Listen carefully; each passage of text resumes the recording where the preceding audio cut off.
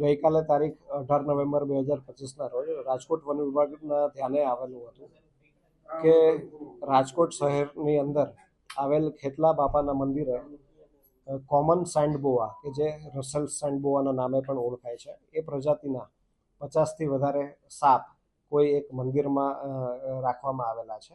તો આ બાબતને ધ્યાને લઈને વન વિભાગે ટીમ બનાવીને તે સ્થળ ઉપર તપાસણી કરતા ત્યાંથી 52 જેટલા સેન્ડબોઆ સાપ મળી આવેલા હતા.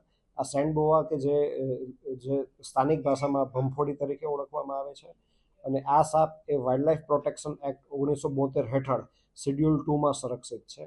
એને કાયદાકીય સંરક્ષણ મળેલું હોવાથી તેને કોઈ બંધક સ્થિતિમાં રાખી શકાતા નથી હોતા.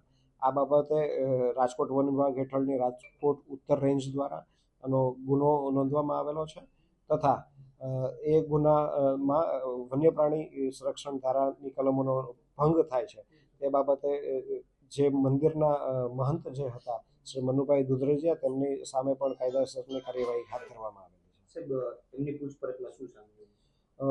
તેઓની પૂછપરછ પ્રાથમિક પૂછપરછમાં એ બાબતો સામે આવેલી હતી કે ખેતલા બાપાનું મંદિર ધાર્મિક રીતે સાપ સાથે જોડાયેલું છે અને ધાર્મિક આસ્થાના કારણે જ્યારે કોમન સેન્ડબોઆ સાપ મળતા તો તેને ત્યાં રાખવામાં આવતા હતા અને ત્યાં કોઈ તસ્કરી થતી હોય કે એનો કોઈ બીજો ઉપયોગ થતો હોય એવી કોઈ બાબતો ધ્યાનમાં આવેલી.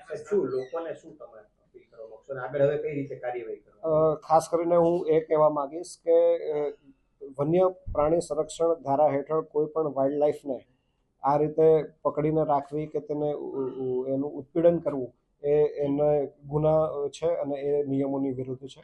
ઘણીવાર અંધશ્રદ્ધામાં ક્યારેક નિયમો અને જોગવાઈઓના જાણકારીના અભાવે પણ લોકો અલગ અલગ વાઇલ્ડ લાઈફ છે જેમ કે સાપ છે અને કાચબા છે, પોપટ છે એને પોતાના ઘરે મંદિરોમાં કે અલગ અલગ જગ્યાએ રાખતા હોય છે.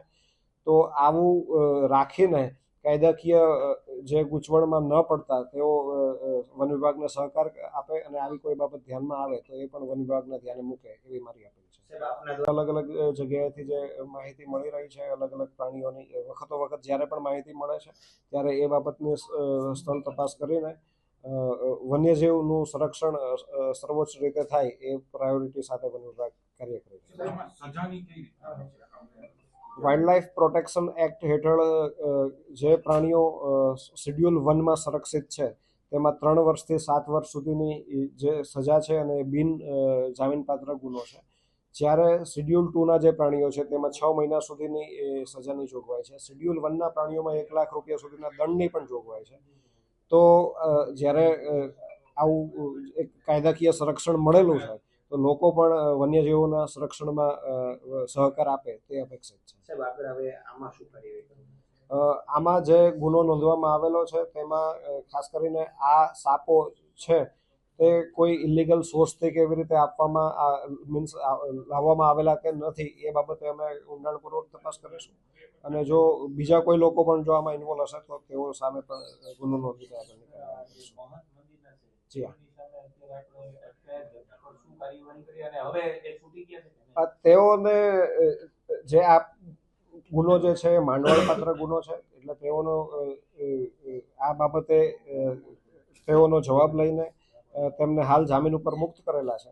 પરંતુ એમાં ફર્ધર ઇન્વેસ્ટિગેશન કરીને જો જરૂરિયાત જો જણાય તો એમને ફરીથી પણ પૂછપરછ માટે લાવીને જે દંડકીય કાર્યવાહી છે એ કરવામાં આવશે. છેલ્લા ઘણા સમયથી આ મંદિર ચાલુ હતું પણ હવે જ કેમ કાર્યવાહી? કારણ કે અગાઉ 40 વર્ષ પહેલા અચ્છા, આ બાબત જ્યારે અલગ અલગ માધ્યમો દ્વારા વન વિભાગના ધ્યાન ઉપર આવી તો તેનું તરત જ સંજ્ઞાન લઈને વન વિભાગ દ્વારા કાર્યવાહી કરવામાં આવેલી છે.